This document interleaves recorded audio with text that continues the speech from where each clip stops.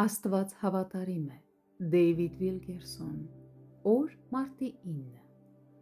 Աստծո հարստությունները մեր մեջ։ Երբ Տերը բնակություն է հաստատում մեր մեջ, Նա լցնում է մեզ իր ողջ զորությամբ և ռեսուրսներով։ Մեր ներքին մարդուն հանկարծ հասանելի է դառնում Աստծո զորությունը, իմաստությունը,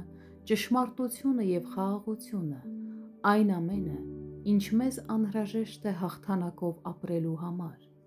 Մենք չպետք է կանչենք Նրան, որ իջնի երկնքից, քանի որ Նա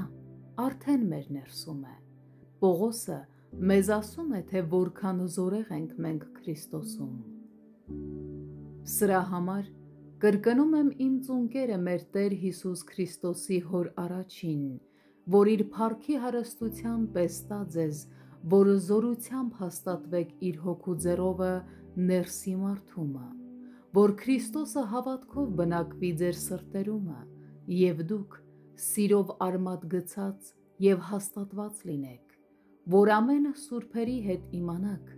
թե ինչ է լայնությունը և երկայնությունը, և բարձրությունը և խորությունը, որ ճանաչեք Քրիստոսի սերը, որ ամեն գիտությունից գերազանց է, որ Աստծո ամեն լիությունովը լցվեք, բայց Նրան,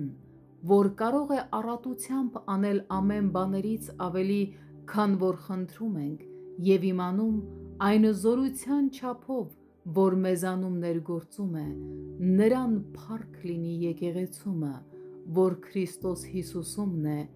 ամեն դարերում հավիտյանս հավիտենից, ամեն։ Եփեսացիս 3:14-21 խոսքեր։ Ինչ սքանչելի խոսք։